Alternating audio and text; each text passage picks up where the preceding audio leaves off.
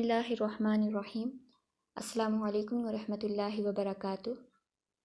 آج ہم بات کریں گے قرآن پاک کو تجوید کے ساتھ پڑھنے کے جو صرف 4 اصول تھے، چوتھے اصول کے حوالے سے۔ پہلے 3 ہم نے پڑھے، آج ہمارا آخری اور سب سے اہم اصول ہے اصول نمبر 4، جو کہ نون ساکن اور نون تنوین کا ہے۔ یہ بہت اہم اصول ہے، اگر مبالغہ نہ ہو تو میں یہ کہہ سکتی ہوں کہ تجوید کے تقریباً 80% اصول یا قاعدے اسی اصول نمبر 4 کے تحت آتے ہیں، تو ہمیں آج اسے بہت اچھے طریقے سے سمجھنا ہوگا تاکہ ہم اس پہ عمل کر کے بہترین طریقے سے قرآن پاک کو تجوید سے پڑھ سکیں۔ پورے قرآن پاک میں تلاوت کرتے ہوئے اگر نون ساکن یا نون تنوین یعنی کہ 2 زبر 2 زیر اور 2 پیش آئیں تو ہم نے فوراً اس کے بعد دیکھنا ہے۔ لفظ اللہ میں جو ہم نے رول پڑھا تھا لفظ اللہ کے حوالے سے کہ کس طرح سے پڑھیں گے، تو لفظ اللہ سے فوراً پہلے والے لفظ کی، پہلے والے حرف کی کیفیت کو ہم نے دیکھنا تھا کہ پہلے والا حرف کس کیفیت میں ہے، لیکن یہاں نون ساکن اور نون تنوین میں ہم نے فوراً بعد والے حرف کو دیکھنا ہے کہ اس کی کیفیت کیا ہے۔ اگر نون ساکن یا تنوین کے بعد یعنی کہ 2 زبر 2 زیر 2 پیش کے بعد با آ جائے تو پھر ہم نے با کو میم سے کنورٹ کر دینا ہے، یعنی کہ میم سے بدل دینا ہے۔ جیسے اردو میں بھی ہم کرتے ہیں، لفظ ہے انبیاء، ہم لکھتے ہیں الف نون با یا الف اور حمزہ انبیاء۔ عربی میں بھی یہ لفظ ہے، لکھنے میں تو الف نون ہے لیکن جب ہم پڑھتے ہیں تو انبیاء پڑھتے ہیں، یعنی کہ نون کی بجائے ہم میم پڑھتے ہیں۔ تو ہم نے یاد رکھنا ہے کہ نون ساکن یا نون تنوین کے بعد اگر حرف با آتا ہے تو ہم نے نون کو میم سے بدل دینا ہے، یعنی کہ میم کی آواز میں ہم اسے ادا کریں گے، جیسے انبیاء انبیاء۔ اب دیکھیں نون کے بعد با آ رہا ہے تو ہم نے کیا پڑھا، انبیاء، نون کو میم سے بدل دیا۔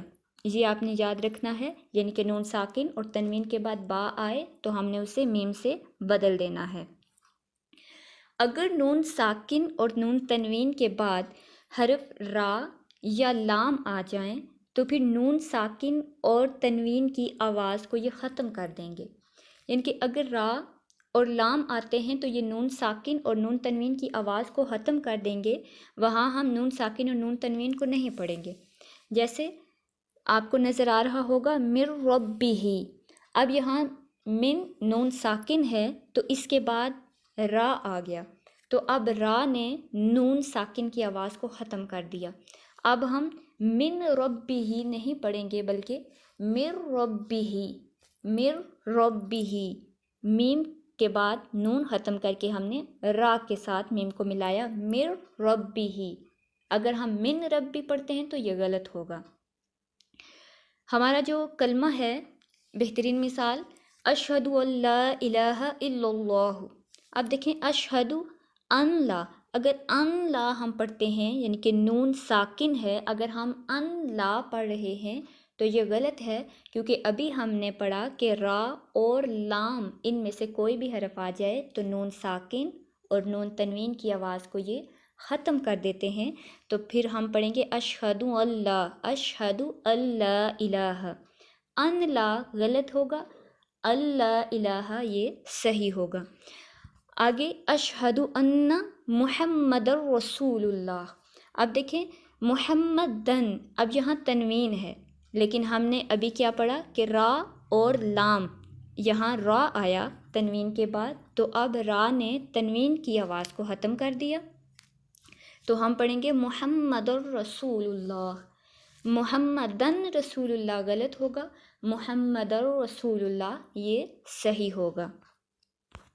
اس کے بعد اگر نون ساکن اور تنوین کے بعد حروف حلقی میں سے کوئی حرف آ جائے، حروف حلقی 6 ہیں، ہم عین، غین، ح، خ، حمزہ اور ہ، 2 چشمی ہ یا 2 آنکھوں والی ہ، جیسے آپ آسانی سے یاد رکھ سکیں، عین، غین، ح، خ اور ہ اور حمزہ، इन 6 हरूफ में से कोई भी हरफ आ जाए तो फिर नून साकिन और नून तनवीन की आवाज़ को वाज़िहा करके पढ़ेंगे, यानी कि नून साकिन और नून तनवीन का वहाँ इज़हार हम करेंगे।